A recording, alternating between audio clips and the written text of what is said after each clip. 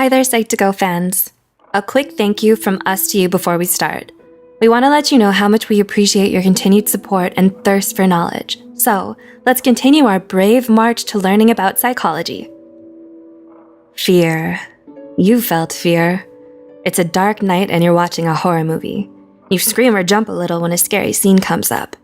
Or you're plunging down the big drop on a roller coaster and your palms are sweating while you yell from the thrill.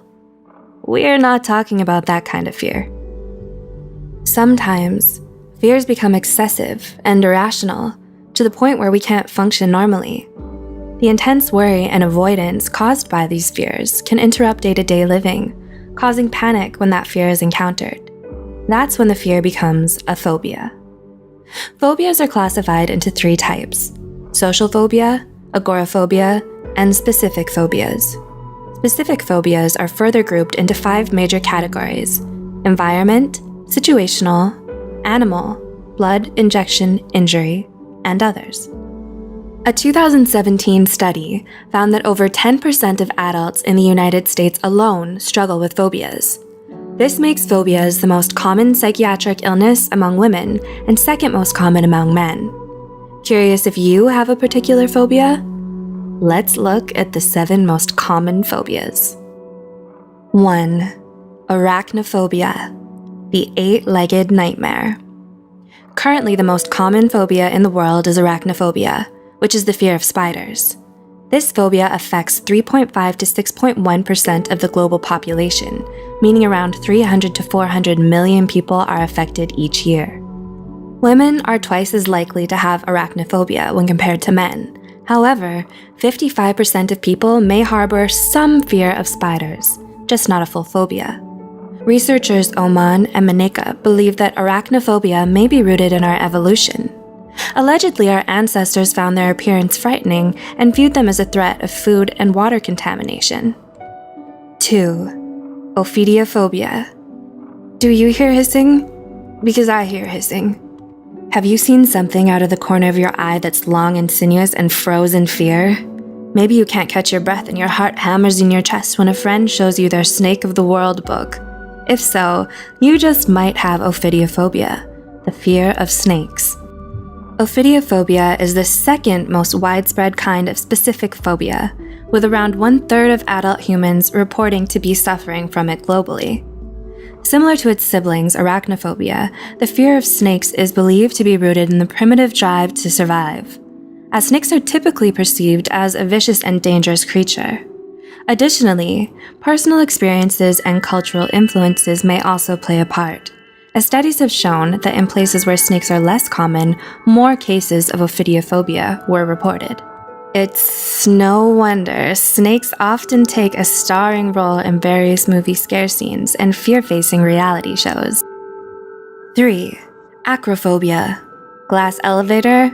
No thanks, I'll stay on the first floor. Affecting more than 6% of people globally, the fear of heights is another common phobia many of us have. This phobia's official name is acrophobia. No, we're not prejudiced against acrobats or other high-flying performance professionals. Intuitively, it makes plenty of sense why we'd learn to be afraid of heights.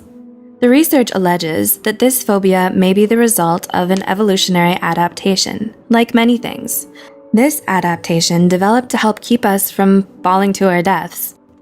A little of this can be helpful, to prevent us from taking unnecessary risks. However, if it gets out of hand and escalates, it could lead to extreme daily difficulties.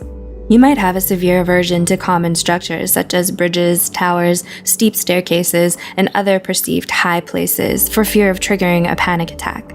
So, take a deep breath, grab a buddy, take it one small step at a time, and let's look at the next phobia. 4. Aerophobia. AKA, so how long will it take to get from California to Tokyo? By car? Aerophobia refers to the fear of flying, and it affects around 10 to 40% of American adults. Are you thinking right now, sure, humans don't fly naturally, so fear of flying is understandable? Well, while that's true, aerophobia is actually logically irrational, given that airplane accidents are so rare. Statistics report that traveling by plane is actually much safer than traveling by car. Nonetheless, people with aerophobia avoid flights as much as they can, which can be problematic for work requirements or long-distance relationships. 5. Cynophobia. Did you say puppies? I think you pronounced demon hound wrong. Puppies! Doggos! Happy wagging tails and those soulful eyes and those sharp, pointy teeth with their scary sheen. Wait, what? Let us remember again that phobias are, by definition, irrational. The fear of dogs, official name Cynophobia, may be less common than the fear of snakes and spiders. However, it can be just as, if not more, debilitating. Just consider how many pets and stray dogs are present in any given neighborhood. That kind of prevalence makes it virtually impossible to avoid them completely. Unfortunately, this means cynophobics experience intense and frequent dread, anxiety, and even panic. Cynophobia could be caused by a traumatic childhood experience, such as being chased or bitten by a dog, that was never addressed or otherwise fully resolved. Getting proper help and following professional therapy advice could not only make day-to-day life more livable, but allow you to revel in the wonderful world of dogs. 6. Trypanophobia. Would it be possible for me to take all my vaccinations in pill form? Next up, we have trypanophobia, the fear of injections. Ever seen the huge, strong sports guy break out into unprovoked tears when it was his turn to get vaccinated at school? Or seen the undisputed tough girl pass out when being asked to donate blood? Maybe they have trypanophobia. While it's normal to be afraid of injections as children, statistics report that the fear persists in approximately 20 to 30% of adults, escalating to become trypanophobia. Trypanophobics stringently avoid medical treatments, hospitals, and doctors. As you can imagine, this is incredibly risky to their health. How bad can it be, you ask? Well, the fear can be so intense that most would faint at the mere sight of a needle.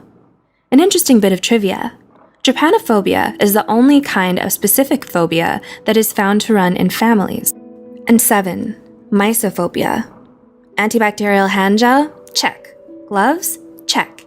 Hazmat suit? Check. Maybe I need a bubble. Lastly, another common phobia shared by many, and even some well-known celebrities, is mysophobia, better known as the fear of germs. The term was first coined in 1879 by psychologist William Hammond, who believed that mysophobia was a symptom of OCD. This has since been debunked by the discovery that most people who have mysophobia aren't actually OCD.